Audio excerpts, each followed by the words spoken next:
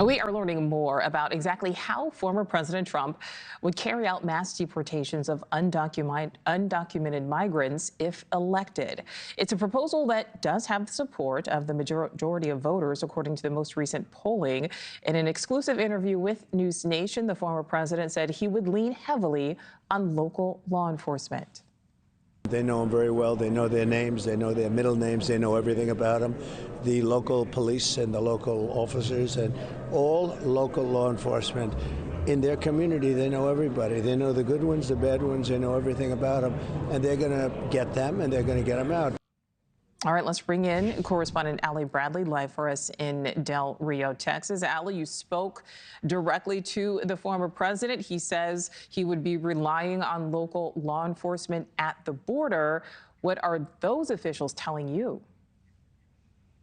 Yeah, hey, Nichole, obviously we talk and work with local law enforcement down here at the southern border each and every day. And while most of those individuals agree with the president's move and say that that is something that needs to be done, they say they have questions. There are concerns because their resources, we've been reporting this, they're already strapped. They're already spread thin when it comes to enforcement, security, and also keeping care of their own communities. So what we know here is the plan is to round up millions of illegal immigrants and remove them. But the reality is there are millions who have a legal right to be here, and there are millions who don't want to be found. Now, the former president told us in order to find the ones who don't want to be found, it's going to take an effort from local law enforcement, who Mr. Trump says know everyone living in the communities.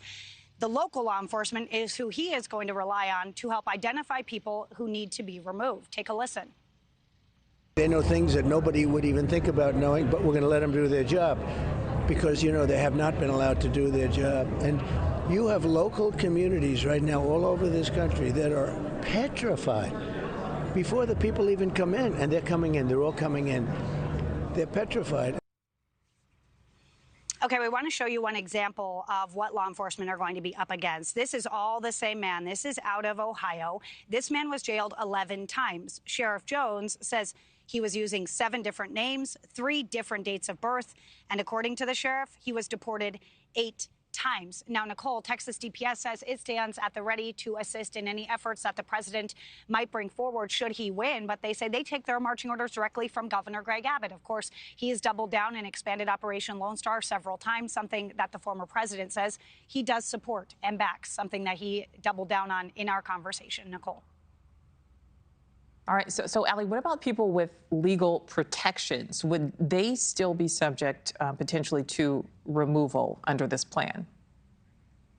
Yeah, and that's kind of what has really made a lot of news and headlines here is the former president said that he would actually remove temporary protective status for some migrants living in Ohio that are there from Haiti. Now, he said that comment, and it kind of opened up Pandora's box, if you will, because that might be a slippery slope, right? This is a legal protection for those individuals, and a lot of these individuals in our country have a notice to appear. They have the right to due process. So we did ask the former president's running mate, Senator J.D. Vance, what his take was on this stance and on this removal option here when it comes to these individuals living here kind of legally and going through that process. Now, we asked him also about the deportation flights because several countries are not accepting deportation flights, including Haiti and Venezuela. Senator Vance said that the U.S. has leverage over countries like Venezuela because they rely on access to American markets. He suggested using the economic power to pressure Venezuela into helping enforce U.S. laws, similar to how former President Trump handled economic relationships with China. Vance called it common sense trade and believes it could be effective. Now, take a listen to what one of the sheriffs we spoke to had to say about this whole effort.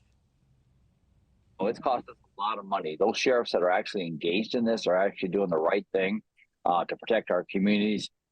It's costly. There's got to be a partnership of trust built around that. And number 2, it's got to be a partnership that's supported through a financial, because this is a federal government's problem. Now, again, asking the locals to do the job that they should have done the first time, excuse me. Calling on locals once again, but sheriffs down here, Nichole, say state, local, and federal need to work together if this is even possible. Nichole. Yes, certainly we'll need a lot of coordination. All right, Allie Bradley live for us in Texas. Thank you. Thanks for watching. Go to joinnn.com to find NewsNation on your screen. And don't forget to click the red subscribe button below to get more of NewsNation's fact-driven, unbiased coverage.